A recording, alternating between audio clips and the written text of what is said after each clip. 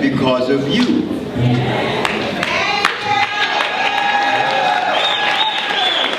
You see, you made me, and you didn't even know it. You made me. I want to thank you for taking time out of your busy schedule to come and listen to your brother. Because I want you to know that your presence today let me know that I am supposed to behave accordingly, because you're showing me your love and your respect for the entity, to our ancestors. I love you. I love you.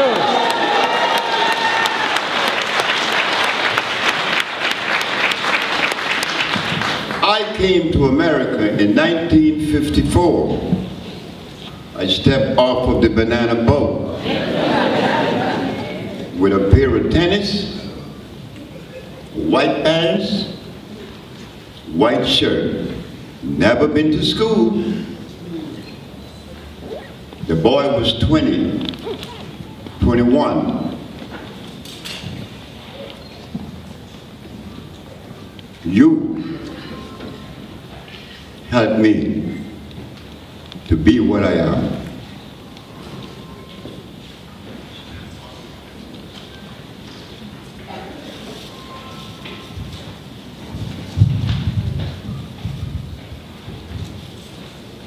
Now, how are we going to connect the dots with the continent from which we were severed? How are we going to connect the dots? We have to. Because never in the history of the black race has we been sick as we are now, in and out of Africa. We are sick. We are so sick that we can't even find a reason why we should come together. And you know something? It's in place. It's right in place. Because you do not feed the food of a gorilla to a polar bear and vice versa. If you feed the food of a polar bear to a gorilla, he too would be confused like we are, because he wasn't designed for that food. His cellular predisposition is not designed to eat meat. Who told us to eat meat? Who did that? The continent of Africa didn't have any cows, and they didn't have any lamb. They didn't have any goats, chicken, or hogs. They didn't have any rice and beans and potatoes and yams and wheat. What did they eat?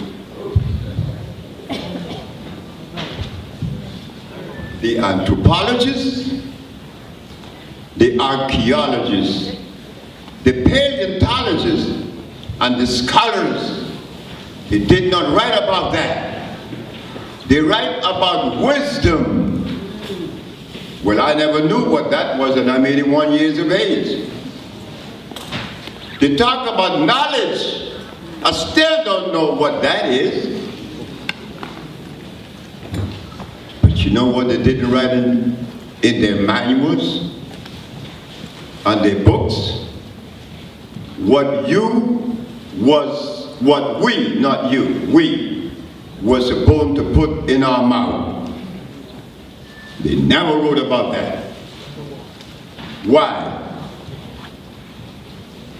They didn't write about it because they too were suffering with the same disease that we all are suffering with. The mucus that I told the Supreme Court that represent the one disease is affecting our brain. It's affecting our brain so much so that when I went to the continent the first time many years ago, they asked me for a passport And I asked the man at the immigration entrance, why you want to ask me for a passport when this is the continent from which I was severed? I need a passport to come back home. Could you imagine how sick we are? You see it? We need healing. I need healing. So now let's go back into the pages of history. What the anthropologists and the historians write about, what the scholars dismiss. Whenever nature creates something, that something has to follow a rule, a law. You will not find penguins in the desert. You will not find polar bears in the desert. He could only live in the cold. But you would never find a gorilla in the snow. That is not his home. He has to obey that law, that cosmic arrangement. It is like the little frog in Puerto Rico. Coqui? Coqui? Coqui? That frog sing you to sleep. But if you remove that frog from Puerto Rico, 9 kilometers away to Pieces, the frog dies. Because you have interfered. You have interfered with the cosmic arrangement of that frog. That frog was not placed in Pieces. Black people were not placed in America. We were placed in Africa. But with that African placement, there was a mandate. Yeah, there was a mandate. Black people, well, let me begin the process of showing what Mama was about. I happened to be in Brazil some years ago. And there was a conversation with a Mexican and a Frenchman. The Mexican was telling the Frenchman, you shut your mouth. We Mexicans make tequila. You Frenchmen don't make no tequila. We are the man.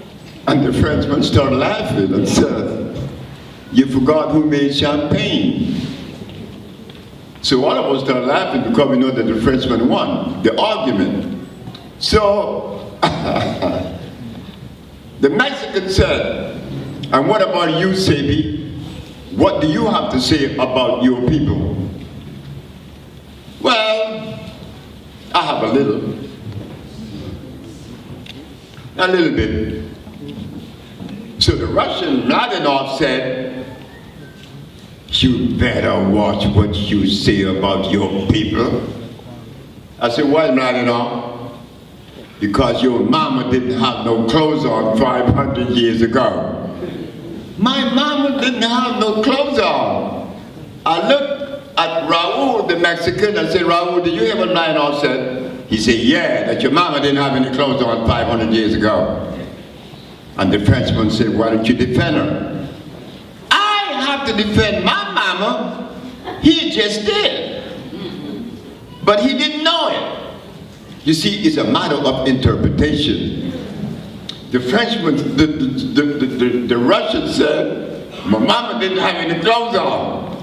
He had no idea what he was doing. I said, Mladenov, why did you, of all the items that mama didn't have, you stopped at her clothes? But as for her clothes, you mean to tell me that my mama didn't have no clothes on and walked the jungles of Africa for millions of years among her brothers and sisters and friends? Nobody was jumping on her? I said, Mladenov, you just messed up. You were showing us that mama lived in a highly ethical society. A highly moral, that she could walk around without no clothes. and nobody was jumping on her. What kind of folks were living then? And if you want to know where the brain were, you take your clothes off during the summer and you walk the streets of Brooklyn and see what's going to happen. We begin to see that the contradiction that we have accepted is to be the very thing that caused our demise. Mama, the most powerful of all the genders or the gender. Mama, to tell you and I that the lion is the king of the jungle? Oh yeah. Who teach him what he knows? Who teach the lion what he knows? His mama, isn't it? Because you never saw a cub in the forest following daddy. Never would you find a cub following daddy. He follows mama. Because she and she alone have the secret of life. How to raise a child. Don't tell my children anything about one now. Since I is here, my 34 years old son, I haven't seen him in some times. I never beat Sisa. I never tell Sisa anything. So now we come back to Mama. Mladenov said she didn't have any clothes on. She didn't have any clothes. She didn't have any doctors. She didn't have any medicine. She didn't have any hospital. But she didn't have any disease. You know why I know that Mama didn't have any disease? It's simple. It's very simple. That's why I know that she should not have been looked at and categorized as a savage. Because she lived in an alkaline world. And it is alkalinity that brings about tranquility.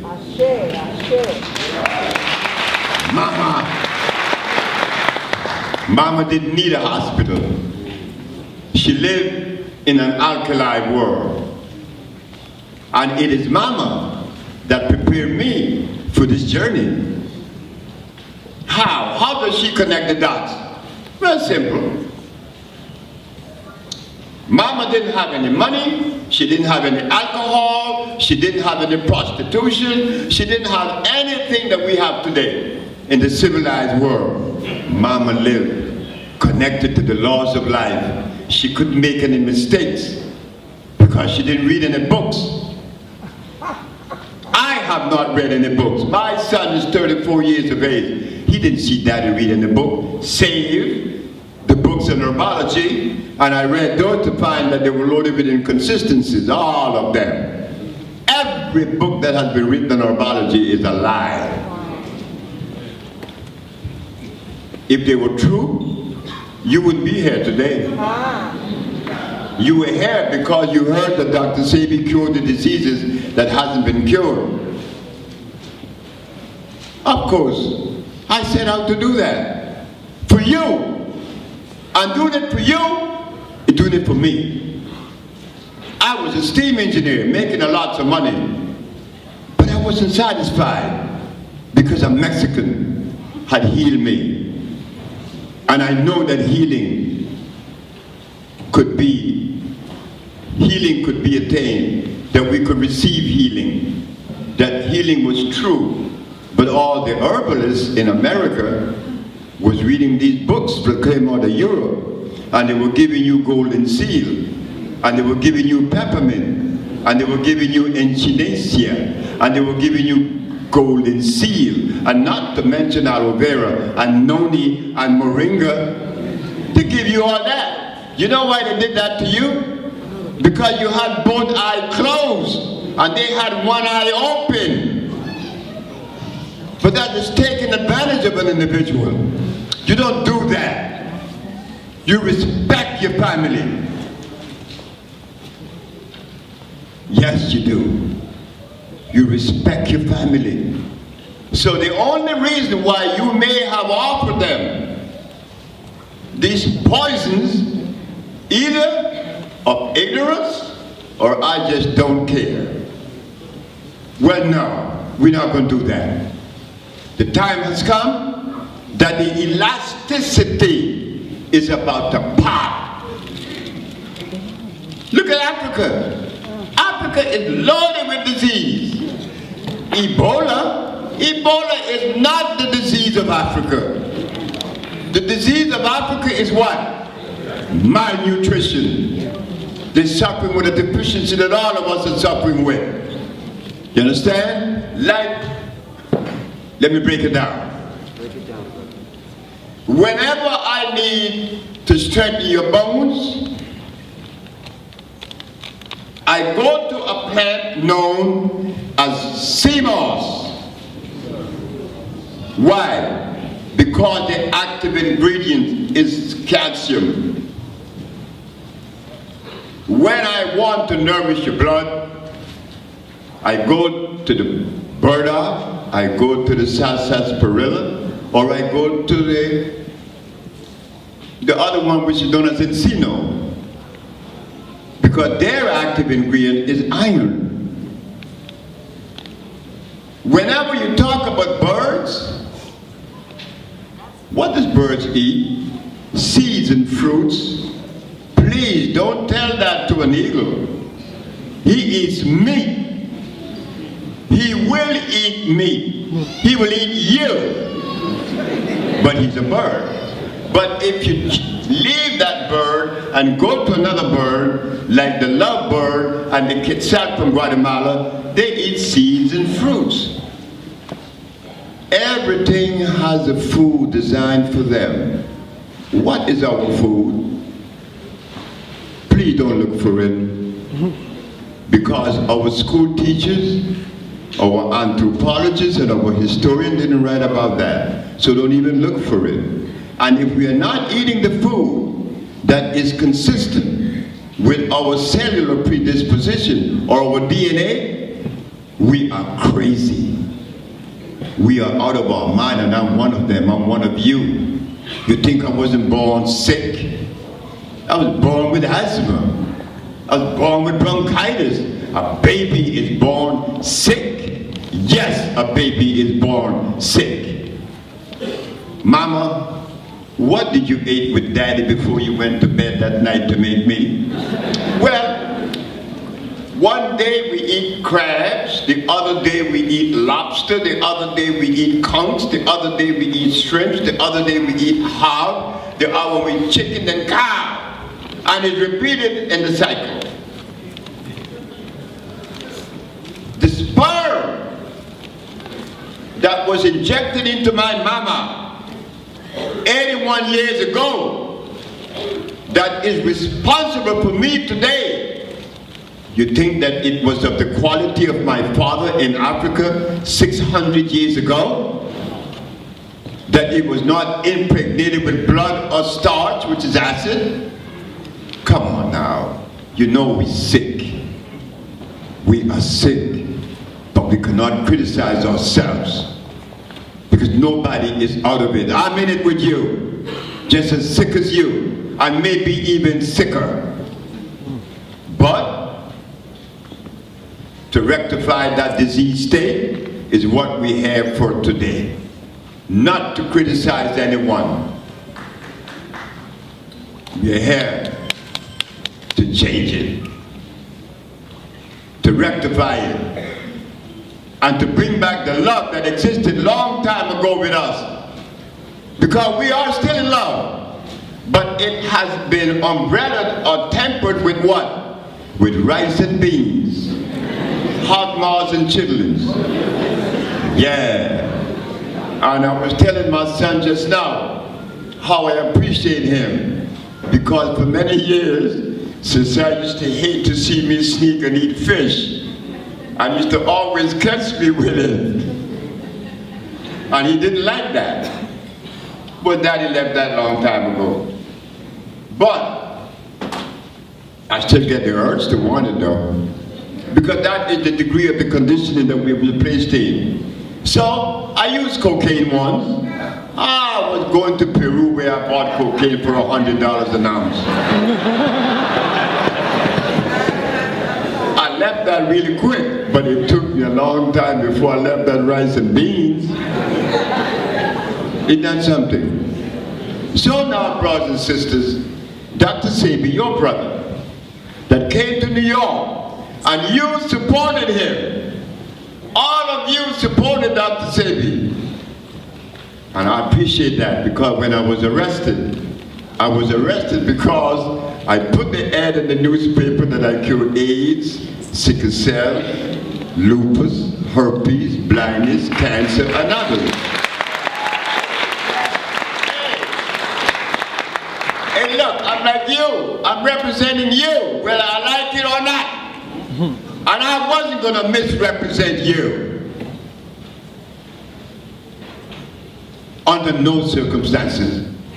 In 1979, 1978, I met a young man in Los Angeles,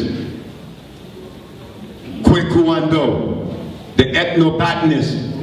I said, what are you studying? Chinese medicine. I said, you look Chinese. He died. I met another black man in Chicago, Dr. Sidney. What are you studying? I'm studying homeopathy. You look like a British. That's Heinemann. He died. I saw Dr. Kite, who was responsible for me getting the place in New York.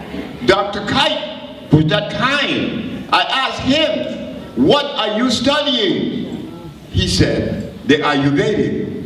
But the Ayurvedic offers cream of cow milk. It offers curry, which is polymers. That's bad. Don't you know that 1/3 of world dialysis are Indian, Dr. Kite? Man, what kind of nonsense are you talking about, Sebi? I say, it is nonsense. 1/3 of the world dialysis patients are Indian because they eat curry. And curry is made up of polymers. What are polymers? Turmeric, paprika, and cumin. There aren't any plants that produces cumin and turmeric and paprika. They're laboratory products. They're gonna hurt you. They're gonna injure you. But the Indian doesn't know that. And Dr. Kite had no idea. He wound up in the dialysis machine and died. What do I represent? The African bio-mineral balance.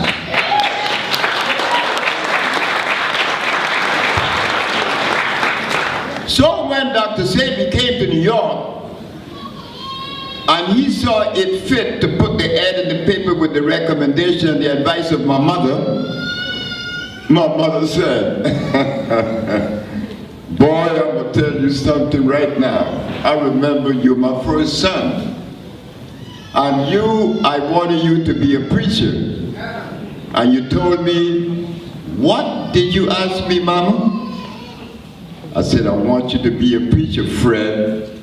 And you said, I'm going to be a preacher. Mama, I want to be something better than that.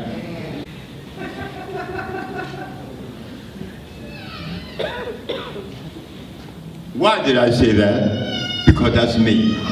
That's my DNA. That's my thumbprint. I'm different than you in my behavior. I'm just like you in my DNA. So the Attorney General now is confused why this man doesn't want to remove this ad. Well, I'm not going to remove it. They came and took me to jail. My mama and I were the happiest people on earth. But everybody that was working with me was crying, some of them. Marjorie was crying. And a lot of us was feeling bad. And when they put the cuffs on me and put me downstairs to put me in the car to take me to the precinct right here off of Flatbush, Channel 7 said, Dr. Sebi, do you really cure AIDS? I cured AIDS then, I cure AIDS now, and for as long as I live, I'll cure AIDS.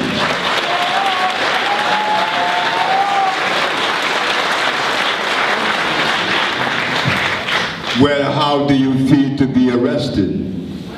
I said, I feel good. Because the police have to do things the police way. Every step of my arrest was dramatic. When they took me to the prison, the man who was going to put the number on my chest, he looked at me and said to the detective, "You guys messed up." The detective said, "Why?" "Because this man really healed." I said, "How do you know?" "You healed me of gout. That's how I know." I said, "But sir, I have never seen you in my life." He said, "No, because I sent a black policeman to tell you that he had gout. And he brought me the medicine. I was cured." I said, "Why didn't you come?" "Why? Because I heard one of your speeches, man, and I don't know if you love white people." I said, Sir, let me tell you something. There isn't a black man anywhere in the world that hates you. We fight wars for you. We die for you. You know why? That's us. We could only uphold love, but we thought that was the meaning. I said, "Sir, where did you get this stuff from that we hate you, that you were scared to come to me?" "Well, man, I didn't know." I said, "I know that." He said, "Thank you, man. Thank you very much." Of course. I never forget what Elijah Muhammad teach me. Who is the original man? You know what's behind that? The maker, the owner, the cream of the planet Earth, and the God of the universe. Well, we're going to live up to that. Because that was our position all through life. When I passed through Peru recently, a Peruvian said to me, "Do you know what you represent?" I said, "Man, I represent so many things, I may not know what you're talking about." He said, "Well, are you a part of the organic family?" "The organic family?" He said, "Yeah, the organic family." I said, "Who are they?" "The black man, the Anchor, the Maya, the Toltec, the Olmecs, the American Indian." I said, "What made them the organic family?" "They didn't have any toilets." I said, "That must have been pretty funky, isn't it?" He said, "Not so. Because we only ate organic food, that which was alkaline. So therefore we could pass our fecal matter in our hands. And it didn't have any stench to it. And we put it back in the soil. But we didn't eat in the toilet.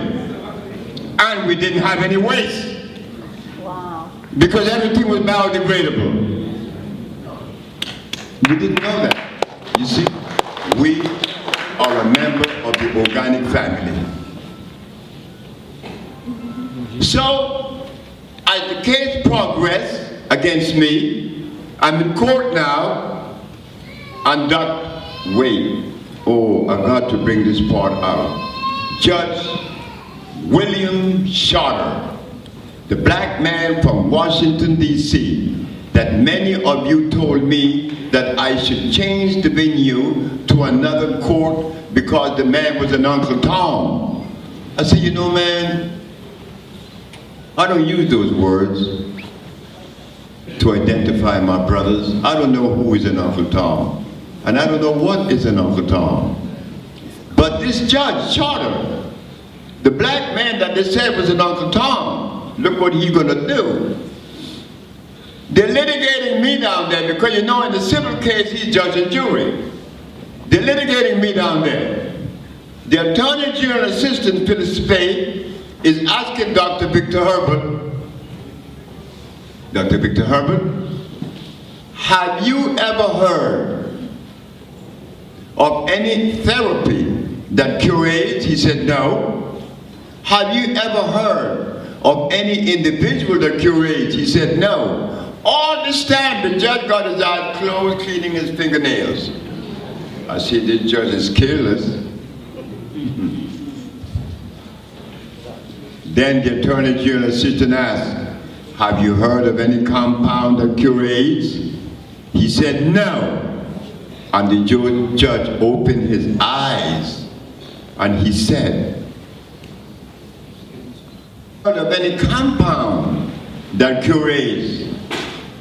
This black man, when he heard Dr. Victor Herbert said, no. The judge asked the doctor, have you opened Exhibit A, Dr. Sebi's compound? He said, no. The judge said, thank you. When the doctor saw that the judge just destroyed his premise, the doctor said, Your Honor, I know all about herbs. If I hit my monitor, I will get 8,000 herbs on the monitor. He said, the judge said so. He said, well, take for instance the foxglove. The judge said, the white or the pink. I said, oh my God, this black man knows all about herbs. He's the judge. At the ending of the case, the judge said, Dr. Sebi, when you walk in my courthouse, the court wanted me to see you as a villain, but I saw an honorable man. Today, we both won. When I was 18 years of age, I said that I want to do something that made a difference. I didn't do anything but to become a judge. But today, you gave me the privilege to judge that which makes the difference. So we both won today, and he helped me.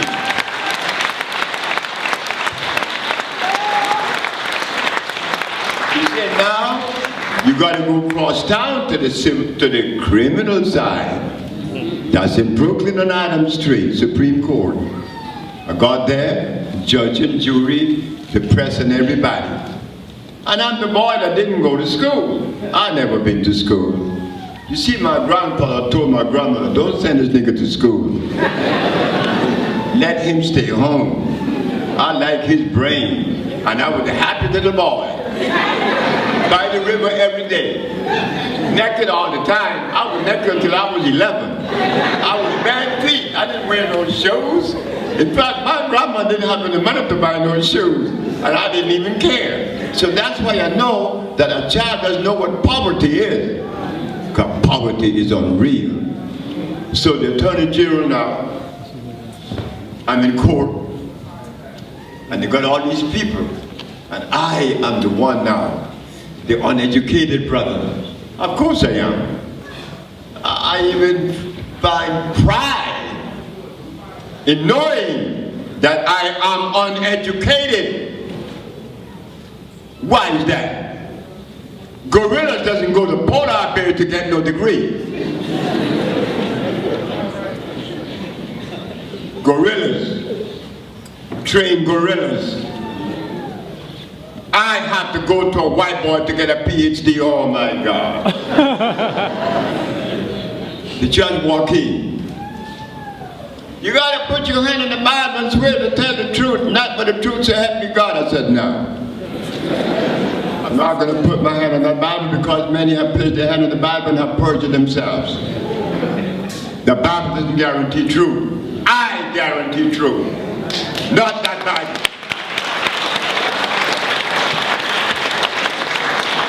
The judge said, let him sit. The case began. What is your argument? I say, I have 3 questions. 3 questions? I say, yeah. You know, I make things simple. You see, I'm the boy that didn't go to school. I follow my own rule. not the rule of the philosophers. What comes into my brain, I put that into execution.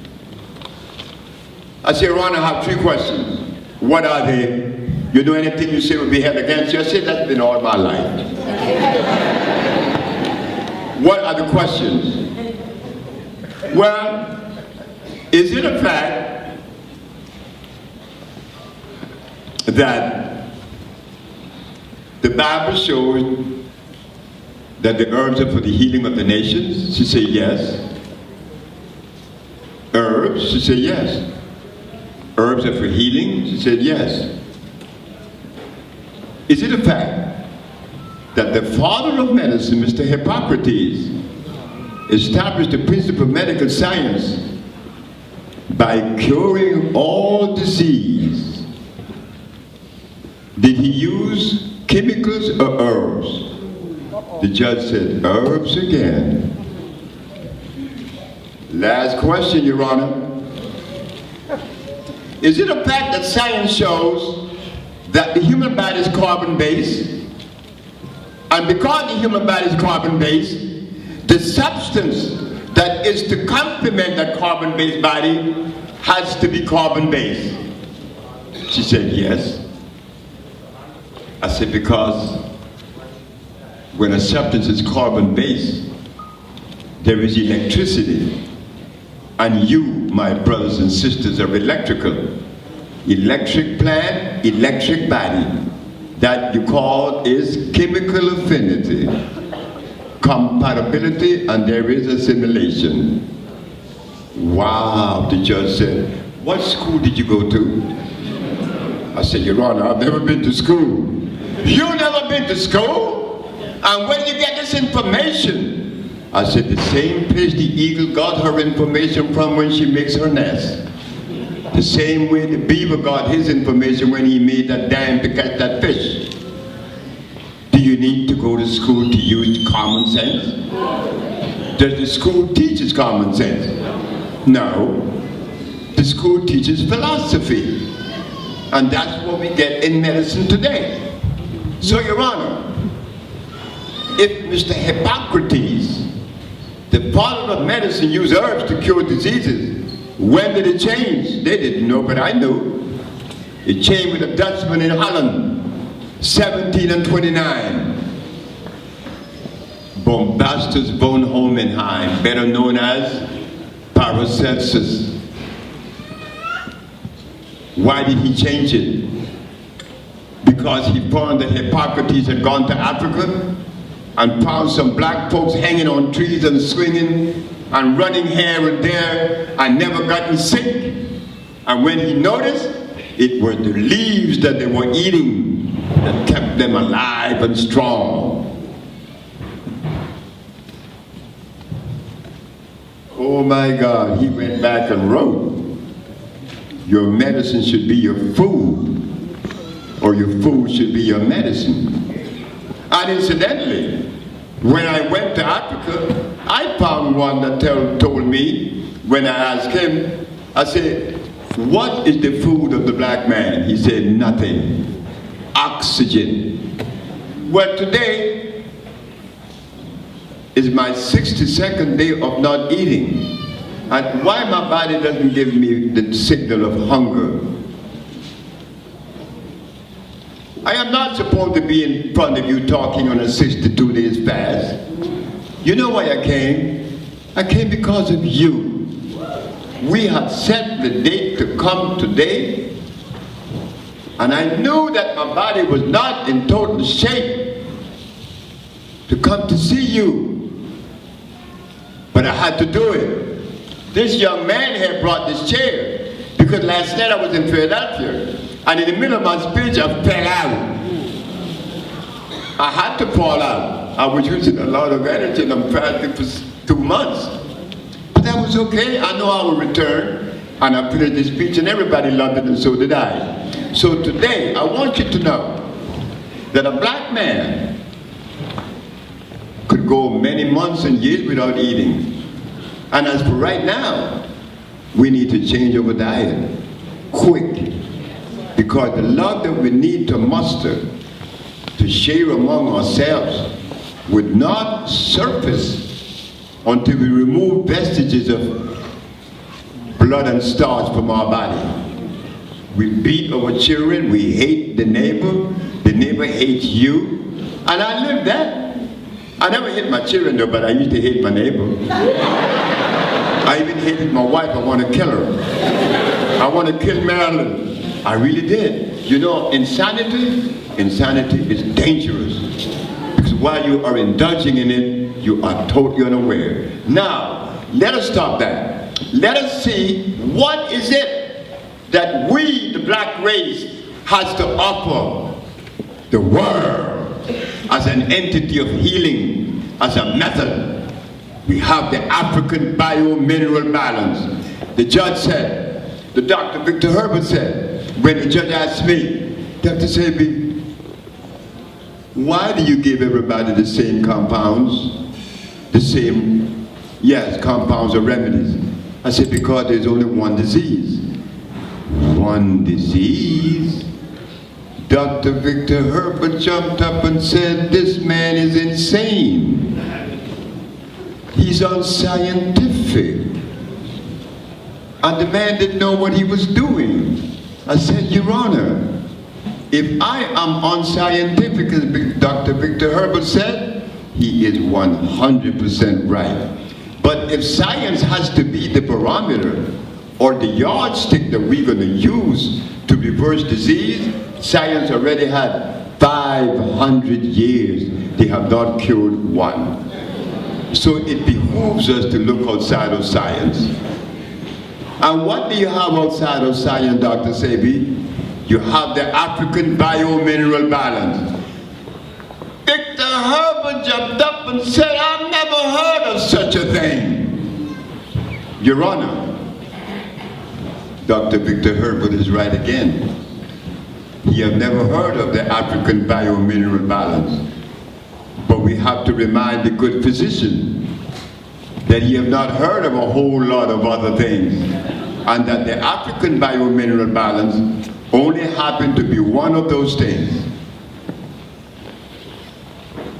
What is the African bio-mineral balance? And the other one, which was Chinese medicine. Well, I'm not a Chinaman. I'm not an Indian. I'm not a European. I'm out in the jungles. And if you bring me something that doesn't belong in the jungle, you are offending me. You don't like me. Because what you bring to me isn't consistent with me.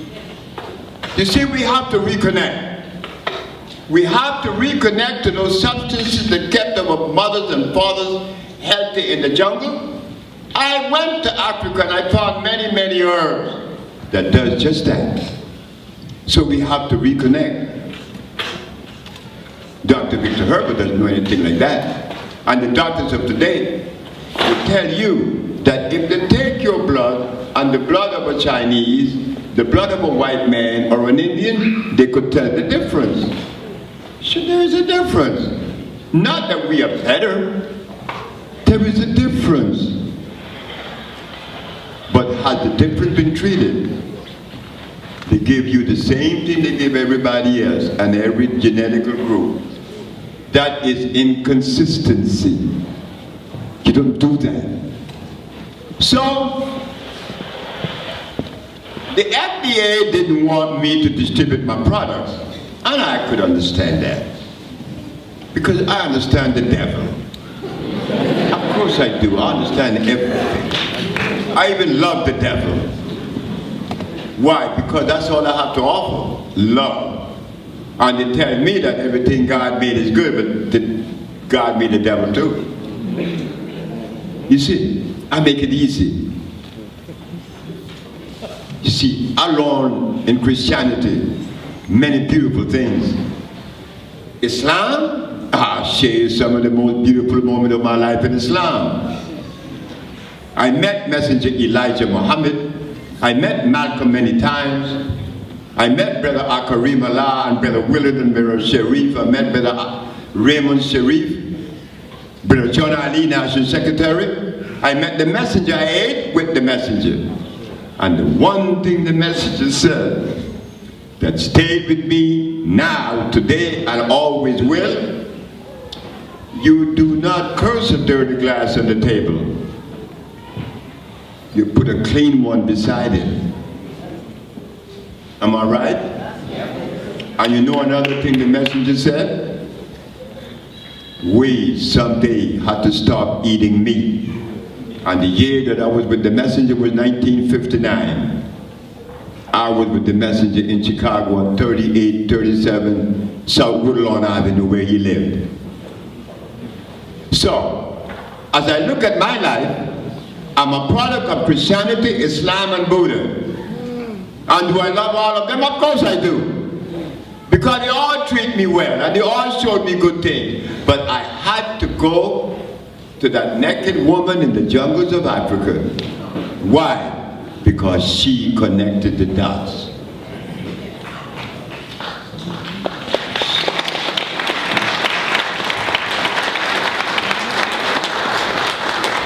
She was the one that showed me that in order for us to heal, we had to use alkaline substance. We cannot use any acids. Right in Washington, D.C., there is to occur two things that I must share with you that is important. Your brother Sebi, the uneducated boy, had to go through some of the most challenging moments with the physician. Washington, D.C., Achilles Stroud, sickle cell anemia. The doctors cannot cure sickle cell. Of course they can. You can't cure anything because the methodology is off the mark. So Achilles Stroud has sickle cell. She's 2.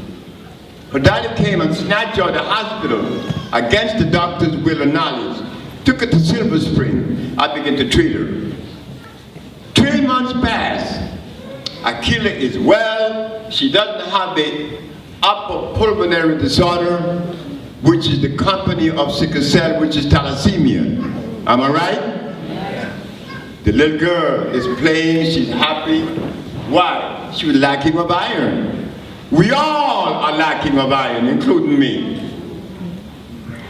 So they caught up with us and took the parents to the hospital with the police and took me in a police car from 2010 Kendall Street Northeast in D.C. to the hospital. Well, me, I'm a ragged looking man all the time. I dress like this all the time. I dress funky. And I had these funky shoes on. And I had these Birkenstocks on that was bare feet. And in walks in the superintendent of the hospital, Dr. Steinberg. This is showdown time. The boy from the jungle against philosophy.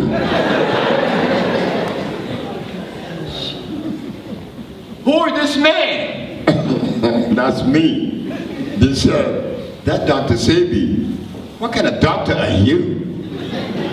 I said, well, I don't know what kind I am. I didn't know we came in kinds. You know, I help people when they need help. I don't know how to be a kind of. But before we get into this very tasteful dialogue, I want to submit to you the log that I kept for 90 days that I gave this little girl, her diet, and what I gave her as a substance to reverse sickle cell anemia. She goes through it. Boom, boom, boom, boom, boom, boom, boom, boom, boom. Oh! You did not give Akila any protein. Oh my God. This man didn't give the child any protein.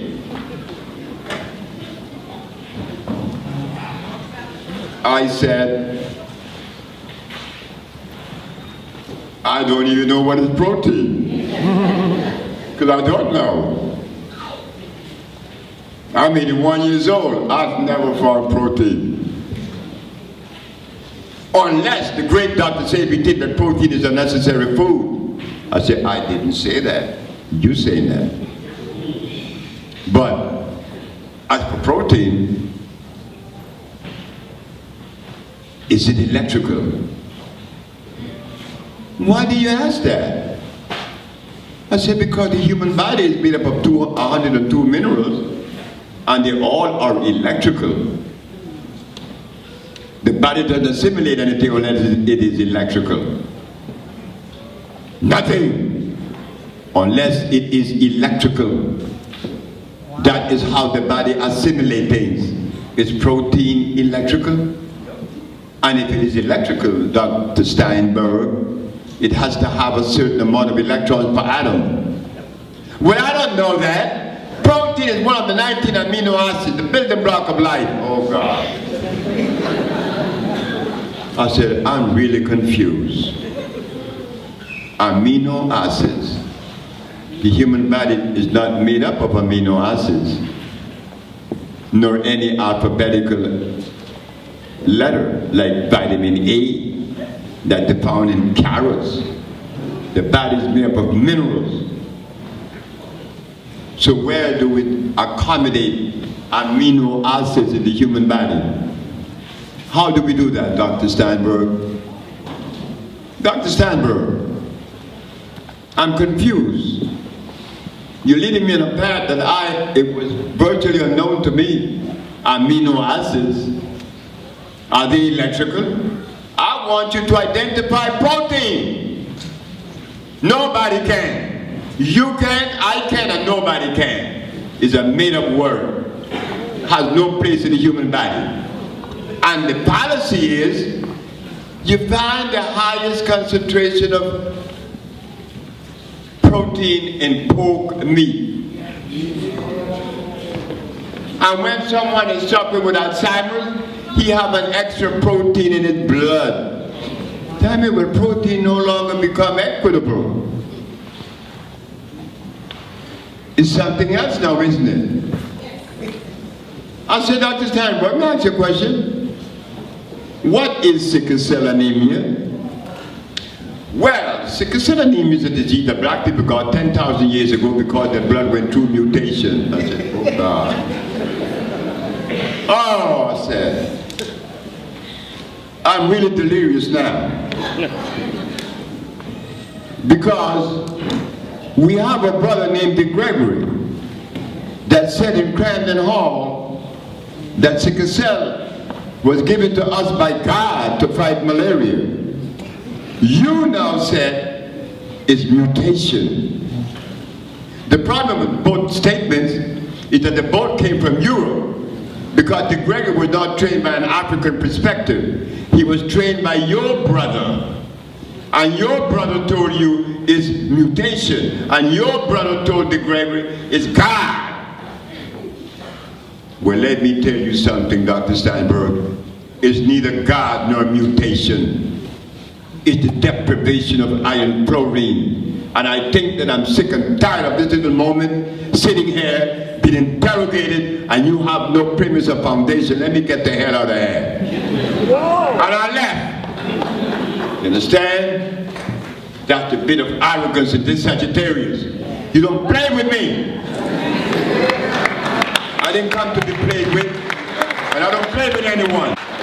Now, the second one is, I went to see a lady that was suffering with excruciating pain at Harvard Hospital, and my mother had told me that whenever a woman have a baby and she suffers with excruciating headaches because a piece of the placenta, or what we call the afterbirth, is in the uterus still, and it need to come out. Well, I learned that from a little boy with my parents, because it was my mother and my grandmother that raised me, not a father.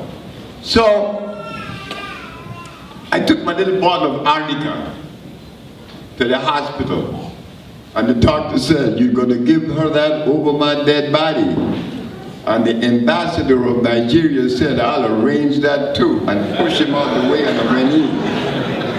I gave the woman the compound. She no longer had the headache in less than 5 minutes. Wow.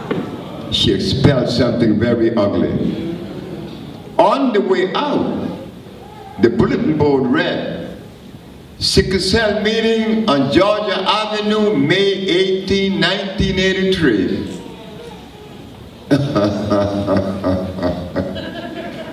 The people that are with me said,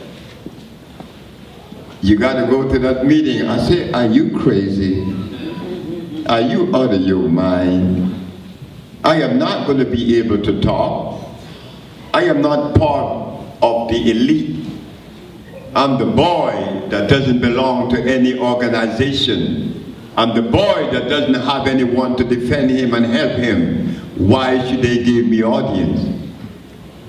One of the women said, you got to go anyway. So I went. I went there with my Birkenstocks and my white pants and shirt, and all these doctors in Georgia Avenue and the Sickle Cell Research Foundation building that you may know. I walk up there, I felt strange because all these are doctors, they went to school for many, many, many years. This nigga here didn't go to anything. I sit there, and we're waiting because there's a Frenchman from Abidjan who is coming to give us a talk on sickle cell anemia. Dr. Pierre Landerdoff is the great hematologist in Abidjan. Listen to what this man is going to say. Listen carefully now. I want you all to pay attention because I didn't come here to confuse you. I came here to share information with you that was shared with me and that I have gathered over the years, not to come with some lies to you.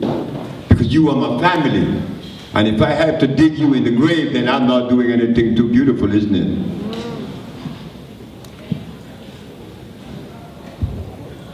We have to be ethical.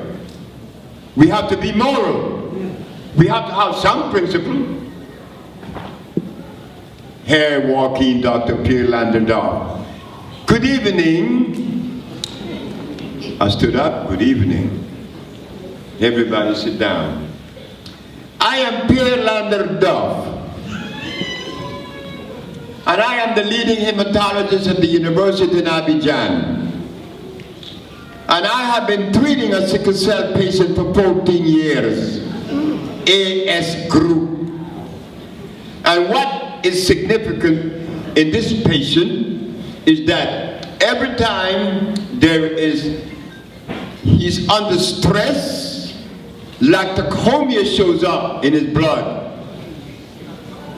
Under certain stress condition, lactochromia shows up. And so he just did the first mistake. I didn't say anything because these doctors went to medical school. I didn't go to any school. They should hear what this man is saying, but they're not listening. I have been treating this patient for 14 years. And lactochromia is always present under certain stress condition. And they begin to give this man a standing ovation. Oh my God, what am I going to do? I stood up. I said, Dr. Landerdoff, I am a little bit confused. And it could be because of my ignorance that I am confused. Not because you are not intelligent. It could be my ignorance. But since you are the doctor and you are the intelligent one, I expect for you to help me. Did you say that your patient shows lactochromia under certain stress conditions? He said, yes. Do you disagree? Not at all. Not at all. But Dr. Landerdoff, isn't lactochromia a byproduct or a derivative of lactic acid? He said yes. Lactic acid is a derivative,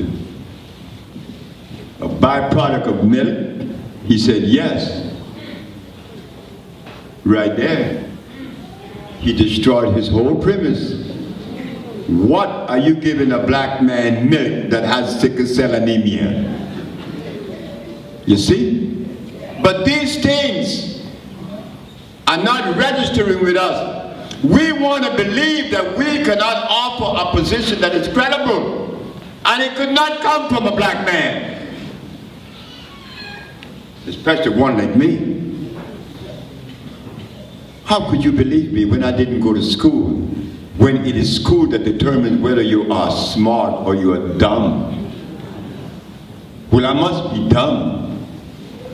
But in my dumb state of being, I have cure AIDS and sickle cell and lupus and herpes and cancer and blindness. So what's going on? Am I really dumb? So I said to him, Dr. Landerdoff, what is sickle cell anemia? This response was truthful. I don't know. I said, thank you. But the doctors at Harvard said at some point, you shut your mouth. I said, what did you guys say? For me to shut my mouth? This man, medical philosophy, been ruling for 500 years. I only spoke for 15 minutes. I got 400, 300 and so many days left. Landerdoff, tell this man something for me. You see, that's us. You made me what I am. I came off the banana boat, you know, with a pair of tennis. But I heard all you talk about Plato and Socrates and Diogenes and John Stuart Mill and Spinoza. I didn't read any of those books because it didn't relate to Africa. I heard talk about Jethro Claus and Alma Hutchins and Christopher and Culpeper. These are urbanists. I'm not a European, I'm an African. So when I go back to Africa, guess what I found? I found a cure for the diseases. But this is something that shows up too, that really I didn't want to touch upon, is this. Egypt. Egypt. Everybody in the 70s, Egypt. Egypt. We're going to Abu Simbel, we're going to Karnak, we're going to Giza. For what? Egypt, man. It's the cradle of civilization. I said, oh yes? Well, how come it came and left? Showing us that change is the only thing that is constant. So what you go to Egypt for? Man, you shut your mouth. I said, hold it, man, I'm going to the jungle. When I came back from the jungle, I gave Michael Jackson's son as herb, the son that you guys don't know about. His name is Mikey. He lives in Norway. He had an excruciating headache for 5 years. I gave him an herb named Sia. He took tumor out of his nose 20 minutes later. And those that went to Egypt to the desert, they came back with a souvenir. I came back with healing. The jungle is alkaline. There is nothing in the desert. We are not desert people. We are forest people.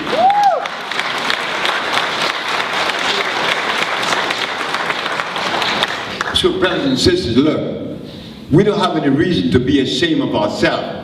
Mr. Hamy Blewett, the musician that I so love, and he loved me, he loved you, and he's a very beautiful musician.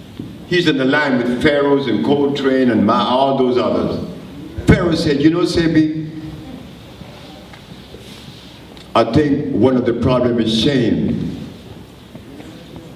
Shame as we look back at our history, that our Genesis is a naked woman in the jungles of Africa. But it is that woman that gave Dr. Sebi the cure for all the diseases, because the rest of the books written on herbology and on healing, nobody has ever cured the diseases that Mama has cured. that I learned from Mama. You, the black woman. You, the black woman that I said in 1962, when there was a conversation at Tim Barbershop on Claiborne Avenue in New Orleans, Louisiana.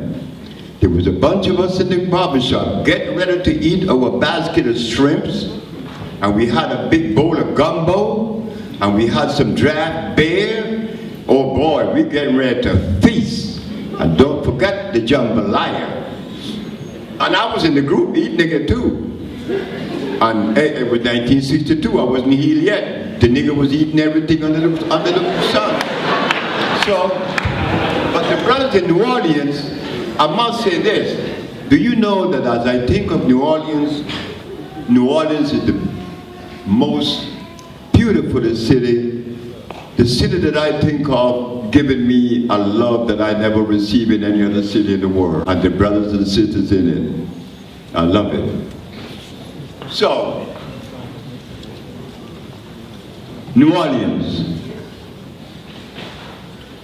in the barbershop. Man, you talking about a black woman? That's Sapphire. That's Miss Ann. I said, why y'all want to take that position against the black woman? We came out of her vagina, she ain't that bad. We came out of her vagina. I said, do you know that my mama was the biggest whore in the world? The biggest prostitute? She's my mommy. Damn it, that's my mama. Why you want to talk about her like that? Knowing that we are all damaged by being severed from mama? And you gonna talk about the black woman like that? Well, I'm gonna give her a gift. And what you gonna give her? I don't know. I'm gonna give her a gift. And I didn't know what the gift was gonna be. I didn't know.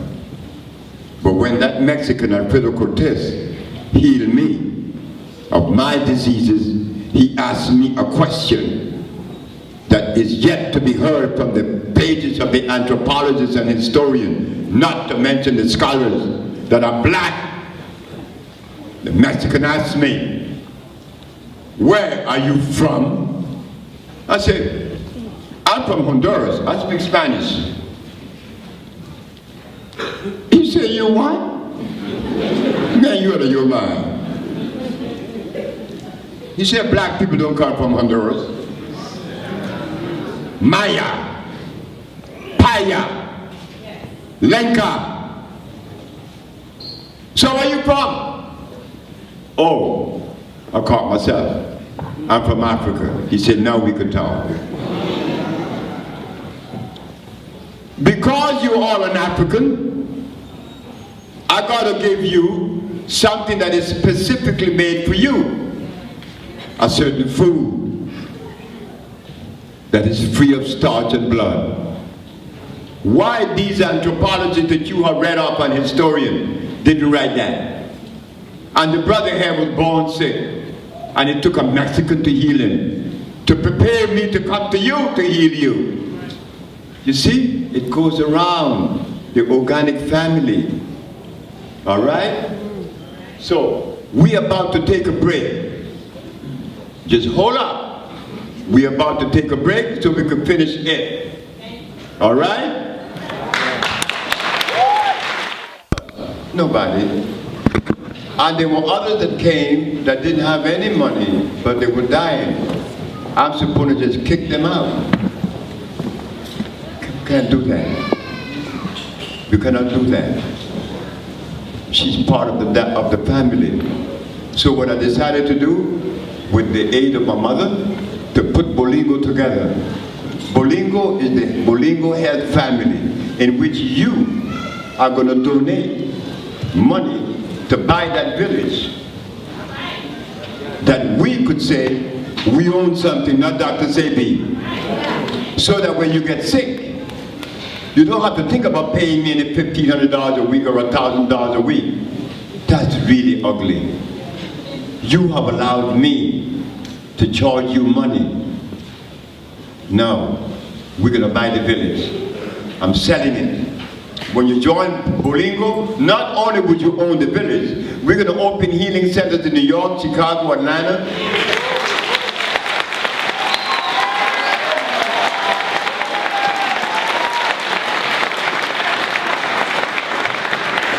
So just look out on the website of Dr. Sebi for the Bolingo Health Family Club. And after we have collected so much money, which our target is $200 million. Why $200 million? The village is only going to be sold to you for about $5 million. The rest would be in constructing these healing centers throughout the United States and in Africa. We're going to make connection with Africa to import herbs. We're going to process herbs. We're all going to be a member of this healing journey. Because when you get sick, you don't have to think about money now. You are part of the family. You see now? Of course you see it. Because it has substance. It's workable.